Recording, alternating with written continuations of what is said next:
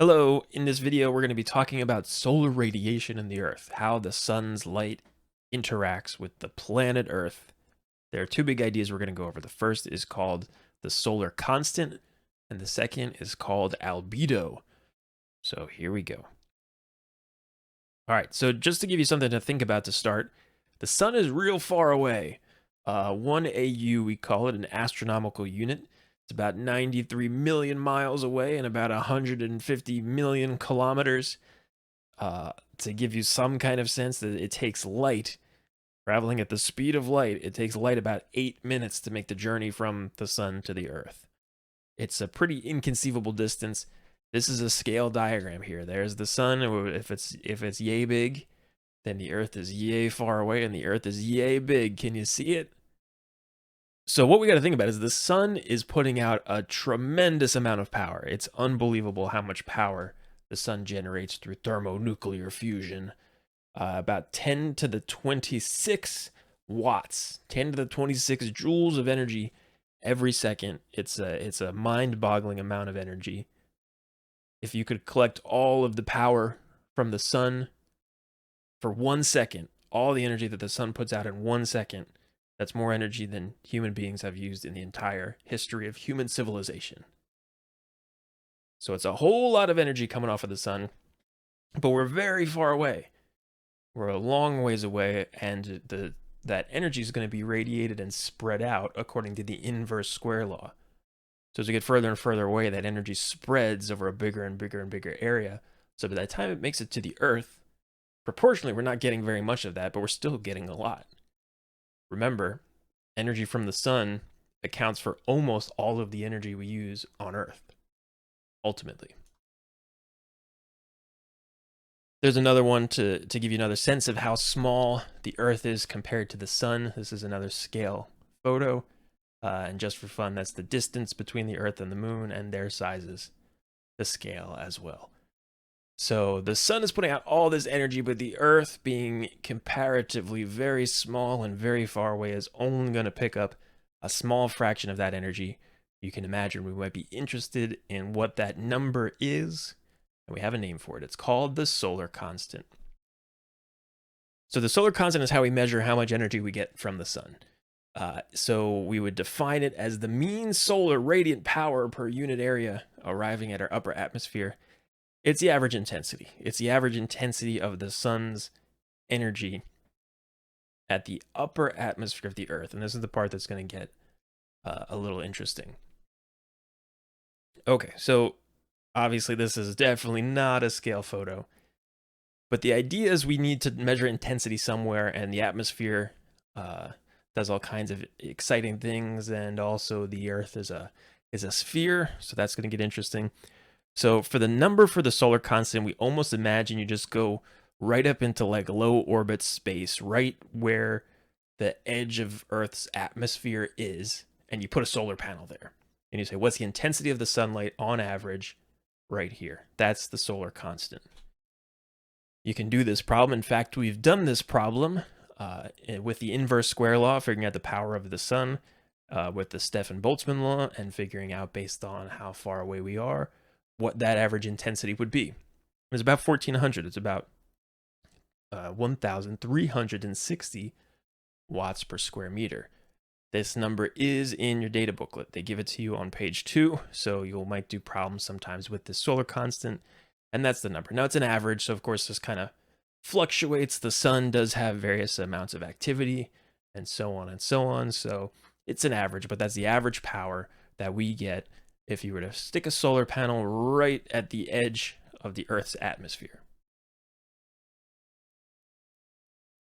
So that's the solar constant, the average power from the sun at the location of the Earth. That's how you want to think of it. Where it gets interesting is the Earth is, of course, going to get that energy, but the main kind of wrinkle here is that the Earth is 3D. The Earth is a sphere that rotates. And so there's going to be some parts of the Earth that are getting none of that energy at all at any given time. There's going to be some parts of the Earth that are getting a lot. There are going to be some parts that are getting a medium amount. So we need to think about the fact that this energy is going to spread out over the surface of the whole planet. Okay, so this is a little bit conceptual, and sort of just a way to illustrate the idea. But we could imagine that you make a solar panel as big as the Earth. It's got the same radius as the Earth. So here's this imaginary disk that we're going to talk about. So we Mr. Burns the world. We put a gigantic solar panel that completely covers the Earth to collect all of those 1400 watts per square meter, and collect all of the energy here instead of letting that energy spread out over the surface of the Earth. Well, if you do that, the area of this disk would be the area of a circle, pi r squared. But that's not what we have. What we have is that energy gets smeared out over the entire surface of the Earth during the course of a day and a year and so on. And the area that it really gets spread out over is the surface area of a sphere, which is 4 pi r squared, 4 times more area. So we get this 1400 watts per square meter on this kind of imaginary disk. But what we really care about is how much we're going to get here. Well, the area is 4 times bigger, so we're going to get 4 times less. So what we really have practically to work with in terms of being on the surface of the planet, on average, considering the fact that the planet rotates and is not always in direct sunlight, on average, you're going to get 340. You divide the solar constant by 4. The IB will ask you to do this, and they'll ask you to explain why. And the reason is the solar constant involves the average intensity in the upper atmosphere on an imaginary disk. And in reality, that power spreads out over the surface area of the planet, which is a sphere. And they want you to say something like the surface area of a sphere is 4 times more than the surface area of a disk. So therefore, the power per area is 4 times lower. So the average intensity at the surface of the planet is going to be about 340, the solar constant divided by 4. One other concept to talk about, another number related to the sun's light at the Earth is albedo. This is a percentage. This is basically going to look at how much of the sun's energy gets reflected away by the planet. And that's what albedo is. This is going to be really important in terms of talking about the climate of the planet, which we'll get into. But basically, it's how we manage this radiation, how we form some kind of equilibrium. So the amount that we reflect away is going to be important. The Earth is not a perfect black body. It's not, in fact, nearly as good a black body as the sun, even though we'll sometimes model it that way. But the Earth does reflect away a good amount of the energy coming from the sun's light. And albedo will measure the amount of energy that a body reflects back into space. We'll say scatters too. Scatters is essentially a synonym for reflects. So here's the equation in your data booklet. Albedo, it's just a word equation. Albedo is the total scattered power divided by total incident power. In other words, how much gets reflected by divided by how much comes in. So we're always going to end up with a decimal with a percentage. So it's a percentage of, at the end of the day, really all you need to think about here is that albedo measures what percentage of the light from the sun or the nearby star gets reflected away. This is another example where we're really talking about an average. It changes a whole lot depending on where you are on the planet, what the season is, the tilt of the Earth, what the cloud formations are doing on that particular day. It's very different based on latitude. So what we're really going to look at, similar to the solar constant, we're looking at an average, the global annual mean albedo. So over the course of a year, considering the whole planet as a big thing, the average is about 30%. About 30% of the sun's light gets reflected back into space by the Earth. It'll always be a percentage, even though the equation kind of says power over power. You don't really ever need to calculate those power numbers. You're going to get stuff like this. There have been lots of IB questions in the past that look like this. They give you sort of a diagram and show all these different arrows, and they show some stuff getting absorbed and some getting reflected. So here we have 100% of the input energy. This is just the energy from the sun, so it's 100% the input.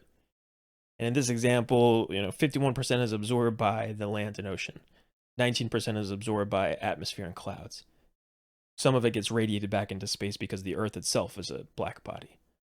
But they also show maybe 6% of it gets reflected by the atmosphere, 20% reflected by clouds, 4% reflected by the surface. And all you do for a problem like this is you just add up all the reflected percentages, and that's your albedo. So 6% gets reflected by atmosphere, 20 clouds, 4 surface, add them up, 30%. 0.3 or 30% is the albedo in this kind of problem. So a lot of times the calculating albedo is as easy as that. You just add up all the stuff that gets reflected. Okay, so just to give you a sense, because we'll get into this a little bit as we start talking about climate, it does make a difference. The different materials on the planet contribute differently to the albedo and contribute to that average in different ways. So for example, snow on ice, this is mainly stuff like the ice caps, is very reflective. If you've been outside, you know, on a snow-covered day when the sun is out and it's bright, you know that snow is really reflective. It's very bright in the sun. It can reflect about 90% of that incoming energy. So that really increases the albedo in that average kind of sense. Glaciers, similarly, it's ice, but it reflects a whole lot as well, maybe 60%. Soil, maybe about 20% on average. And the ocean reflects almost nothing. The ocean absorbs almost all of that sunlight, and only maybe 6% of it gets reflected off the surface. So you can imagine changing the proportions of ice to water on the planet would have pretty drastic implications for our energy balance, for how much energy gets reflected versus how much gets absorbed. That'll affect things like the climate, the temperature, all of this, which we will get into. But for now, you just want to have a good idea of those two things, solar constant and albedo, two ways that we measure what's going on with the sun's energy at the Earth. There you go. We'll practice a little bit with them. We'll keep going from there.